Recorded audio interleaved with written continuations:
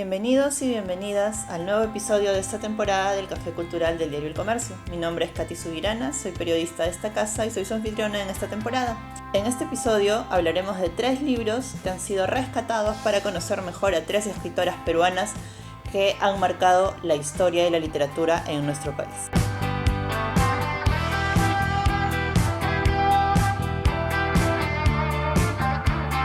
Moscow Strong de Rosa Arciniega es el primero de ellos. Rescatado y publicado por la editorial Peso Pluma, Moscow Strong o El torbellino en las grandes metrópolis es una de las novelas más representativas de Rosa Arciniega. ¿Por qué no la conocemos acá en el Perú? Porque, como sucede con la mayoría de literatura escrita por mujeres, ha sido convenientemente silenciada y olvidada de la currícula escolar y probablemente de la literatura más mainstream. Por eso es importante este tipo de rescates literarios. Dice la contratapa: a pesar de ser casi desconocida en el Perú, su país natal, Rosa Arciniega es parte relevante de la vanguardia literaria iberoamericana del siglo XX. Revolucionaria, aventurera y divergente, cultivó un prolífico corpus narrativo donde destaca Moscow Strong, novela de 1933. Pero, ¿de qué va este libro? Adelantadísima a su tiempo, cuenta la historia de Mort Walker, un hombre que tiene una fe ciega en el progreso hasta que sucede algo, porque siempre sucede algo en estas historias, porque si no, no habría historia, que lo hace enfrentarse a las dicotomías y a las contradicciones de lo que significa el afán o el amor desmedido por el progreso. Ha sido comparada con Un mundo feliz de Aldous Huxley, precisamente por este detalle de idolatrar el tema de la modernidad. Como dice la contratapa, Moscow Strong interpela a los lectores del siglo XXI sobre los peligros del progreso en un mundo condicionado por la tecnología. Y, como el clásico de Huxley, mantiene su vigencia hasta nuestros días. A punto de cumplir 90 años de su publicación, es importante rescatar la figura de Rosa Arciniega. ¿Por qué? Estamos hablando de una escritora que, si bien nació aquí en Perú, específicamente en Cabana, el año 1903, y formó parte de los círculos intelectuales de España, especialmente de la ciudad de Madrid, donde ella residió. Vivió casi 10 años en Madrid y luego viajó por el mundo otra vez. Volvió a Lima, se fue a Chile y finalmente murió en Buenos Aires, el año 1999, hace 22 años. Lo interesante de la figura de Rosa Arciniega, por si fuera poco, su CV como creadora y como intelectual, es que fue también piloto de aviones y la primera mujer acreditada como diplomática ante un gobierno extranjero.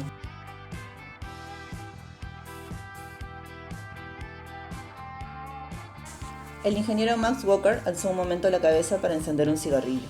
Hasta entonces no se había dado cuenta de que la luz artificial, insensiblemente, había sido sustituida por otra luz más lechosa y cruda que se filtraba por los amplios ventanales de su despacho, la clara luz del amanecer. Dentro de la cónica concha de la pantalla, blanca en el interior, azul por fuera, la bombilla eléctrica seguía enroscando sus filamentos incandescentes, pero ya su reflejo era solo un débil punto fosforescente, anegado en la infinita claridad del día. Estaba trabajando con luz natural, se dijo Walker, y dio media vuelta al conmutador. Miró su reloj de pulsera, las 7, ¡qué enormidad! Se despojó de la visera azulada que circundaba su frente, igual a la de los motoristas, tirándola a un ángulo de su mesa tablero de trabajo, junto con los catarbones y compases de dibujo. Y mientras se consumía su cigarrillo, la misma claridad de la mañana desvió sus ojos hacia las cristaleras que se extendían a todo lo largo de la pared izquierda, sumiéndole en la contemplación del panorama. El cielo, un cielo de otoño frío y hostil, abría en esas primeras horas su enorme comba azulada, ligeramente teñida de un color rojizo de oro, viejo. Abajo, las achaparradas y negruzcas moles de las naves y pabellones en silencio ahora eran como pueblos de titanes deshabitados o dormidos, momentos antes de ser violentamente despertados por el agudo trompetazo de las sirenas de los hornos que empezaban a humear ya. Medio adormilado por el humo y por el cansancio de la noche en vela que ahora se desplomaba de golpe sobre él, Max Walker apoya la cabeza en el respaldo de su sillón. Dejó vagar sus ojos y su pensamiento por las rutas de luz sin límites del espacio. Esta es una muestra de la maravillosa pluma de Rosa Arciniega que, injustamente, ha sido olvidada en el país en el que nació. Pueden encontrarla a 55 soles en la página de la editorial Peso Pluma. El delivery llega con una preciosa cajita de presentación. Dora Mayer es una mujer realmente fascinante. El segundo libro del que hablaremos el día de hoy será el rescate de su autobiografía, titulada Vida Interna. La producción de este libro se da gracias a los estímulos económicos otorgados por el Ministerio de Cultura. Se trata de un rescate muy importante, dado que la figura de Dora Mayer no es lo suficientemente valorada en nuestro país, y debería. Conocida principalmente por los amoríos locos que tuvo con Pedro Zulem, que tuvo o no tuvo o dijo tener, esto hizo que muchas personas traten de rebajar la importancia de su aporte intelectual. Sin embargo, esto es imposible. Fue periodista, fue investigadora, fue divulgadora científica y también defensora acérrima de los derechos humanos, sobre todo de los derechos de los más pobres y específicamente de los derechos de los indígenas. Dora Mayer se codió con los mejores intelectuales de su época a pesar de no haber asistido a la universidad. Fundó al lado de Pedro Zulem y Joaquín Capello la organización Proindígena y fue la editora por muchos años del Deber Proindígena, una publicación que se ocupaba de la defensa de los derechos de los indígenas a partir de diversas situaciones injustas que venían viviendo tanto a nivel legal como en su cotidianidad. Lo interesante de Vida Interna es que es una reedición corregida y aumentada que saldrá en 2 tomos. Este es solo el primer tomo. Lo que sucedió es que en los años 90 el historiador Pablo Macera accedió a los diarios de Dora Mayer e hizo una publicación de edición limitada. Lo que hace en este caso Joel Rojas es no solamente recuperar la publicación de Pablo Macera, sino también hacer una investigación propia que termina enriqueciendo los diarios de Dora Mayer, los diarios que tenemos hoy en nuestras manos, ya que tiene acceso a los documentos que guarda uno de sus discípulos. Uno de los discípulos de Dora Mayer tenía guardados no solamente el diario mecanografiado, sino también cartas, fotografías, y esto se incluye en este primer tomo, por eso se divide en 2 ediciones. La publicación de Pablo Macera, para los curiosos, pueden encontrarla bajo el título de Memorias y fue editado por el Seminario de Historia Rural Andina. Joel Rojas ha editado la obra completa de Dora Mayer también en 2 tomos. Lo que consigue en Vida Interna es acercarnos a la cotidianidad de Dora Mayer al recurrir a las notas escritas por su puño y letra o dictadas por ella misma. Es importante recordar que Dora Mayer fue parte de un círculo intelectual y se codeó además con personas del nivel de José Carlos Mariátegui, Miguelina Costa Cárdenas, María Jesús Alvarado, Víctor Raúl Aya de la Torre y más. Interesado en conocer la vida de esta mujer que nació en Alemania pero vino a vivir a Perú y adoptó el Perú como su patria hasta su muerte, pueden encontrar el libro en distintas librerías a 49. La autobiografía tiene una presentación escrita por la misma Dora Mayer y dice: voy a escribir mi autobiografía. Parece que actualmente la literatura vuelve hacia atrás, sintiendo lo desconsolado y desconcertado del presente. El material nuevo de la historia aún no está maduro. Los cerebros no han digerido todavía el inmenso volumen de hechos que la ciencia y la lucha interpopular le están echando encima. Aunque se cree haber alcanzado admirables progresos, hay atractivos en los días de antaño que ojalá fueran posibles trasladar al futuro, a fin de gozar de una vida bella que hasta ahora no se contornea en medio de la conquista de potencias materiales. Debe confesarse, ha habido en las generaciones directamente anteriores inspiración más elevada y realización más noble. Las rutas tendían a algo mejor de lo que se ha conseguido en el siglo XX. Los hilos del idealismo se han roto y hay que reanudarlos. El nudo señalará el fracaso, pero la continuidad del proceso de adelanto será restablecida. Podrá contar sin duda algo de interesante, dominando con la vista un largo espacio de tiempo. No solo que los años de mi infancia yacen en considerable lejanía, sino que mi madre era inexhausta en relatar recuerdos que rememoraban hasta la juventud de su padre, situada en la época napoleónica. Hace muchos años que El Comercio publicaba en larga serie la autobiografía de Sarah Bernhardt, titulada Mi doble vida. Yo titularé la mía, Vida Interna, nombre que viene bien al carácter de mi existencia. ¿Será vanidad o presunción escribir una autobiografía? En fin, se puede redactar para entretenimiento de uno mismo, para satisfacción de una añoranza íntima, sin perjuicio de que algunos detalles sean de interés general, casi históricos, o también con el objeto de dar fe ante un público lector de la verdad concerniente a personas discutidas en círculos extraños. Estoy segura que todo biógrafo pone algo de su peculiaridad mental individual en el retrato que hace de un prójimo. Con el mayor cariño, la mejor voluntad no puede identificarse con la subjetividad de otro. Algo desfigura, algo interpreta deficientemente en el cuadro literario que desarrolla Solo el sujeto conoce a sí mismo de un modo cabal y puede dar un testimonio perfecto, proveído que es sincero y no quiere ocultar sus fallas o exagerar sus cualidades. Comprender y hacerse comprender es el gran secreto del bien de la humanidad.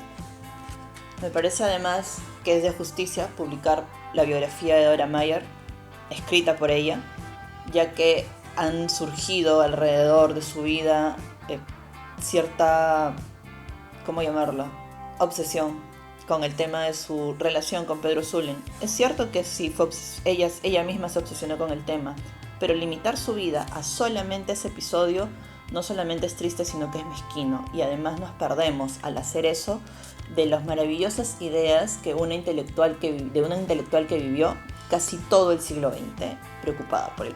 Finalmente, y no menos importante, las entrevistas a Blanca Varela. Esta recopilación hecha por Jorge Valverde tiene un mérito especial. Está saliendo en esta edición solamente un puñado de entrevistas. Luego saldrá otra edición en la que se hablará, o mejor dicho, en la que se recogerá lo que dijo Blanca Varela sobre el cine. Importantísimo en esta época en la que se habla de que no tenemos referentes de mujeres en la crítica cinematográfica. Se decía que Blanca Varela era esquiva o reservada, y de hecho, de alguna forma lo fue. Sin embargo, concedió múltiples entrevistas a lo largo de la historia, por más que definitivamente no era su opción favorita decir sí ante un periodista. Este libro contiene más de 40 entrevistas realizadas a la poeta, escritora y artista. Las entrevistas aquí han sido realizadas por literatos, artistas, periodistas del Perú y del extranjero. Un fragmento de una entrevista que Blanca Varela le concedió a César Ángeles da un pequeño vistazo de lo que para ella significaba el exponer su vida ante el público. Pregunta César Ángeles: ¿qué piensas de los concursos de poesía? Respuesta: ¿que están bien? Yo creo que están bien. Sin embargo, le dicen, tú nunca has participado, ¿no? Yo personalmente no. He sido jurado de los premios Copé. A mí me parece que está muy bien. Hay gente que necesita eso, otras que no lo necesitan. ¿Tú nunca lo necesitaste? Yo no he pensado nunca en escribir para que los demás me aprecien. Como dice Bryce, para que los demás te quieran, dice Ángeles. Responde Blanca Varela: yo quiero que me quieran por otras razones, ¿eh? Yo quisiera que me quieran porque soy un ser humano amable. No antipática, ¿no? Le dice Ángeles. Responde ella: no antipática. Soy antipática porque no me es fácil ir enseñándole a todo el mundo mis cosas, ir con el corazoncito en la mano. Él replica: me hiciste recordar la época en que quizás protegías menos tu corazón, cuando conociste a Sebastián Salazar Bondy, con quien ingresaste a la dinámica intelectual de Lima. ¿Cómo fue esa época? Responde: una época maravillosa, en que todo te deslumbra, en que te enamoras de las cosas, no disiernes mucho. Lo que quieres es comértelo todo y ponerte en todas las cosas, entre comillas. Estás abiertísima a todo. Ahora, yo siempre he sido un poco descreída, desconfiada. Siempre he caminado con pasitos chiquitos, consecuencia de la miopía, viendo dónde pongo el pie. Además, insisto en que soy un ser de pocas palabras, como mi poesía, que está quedando absolutamente muda. Cada vez escribo menos, publico menos, y cada vez los poemas son más secos, más escuetos, menos mariposas. Y ríe. ¿Por qué produces menos?, pregunta él. Ella responde: en realidad sigo produciendo como antes, poco. A mí me importan mucho las palabras, porque a mí me importa que cada cosa que digo o escribo sea necesaria. Por eso no me gustan las entrevistas, porque digo muchas palabras que no se parecen a lo que realmente quiero decir. Desconfío de las palabras. Yo creo que de alguna forma el ser humano pensante, vivo e inteligente son sus palabras, es su hablar, ¿no crees? Es interesante ver a lo largo de estas 40 entrevistas que mucha gente insiste en lo intimista de su poesía, insiste en lo cerrada que es, e insiste también en la necesidad que tiene un poeta de vivir anclado a las palabras.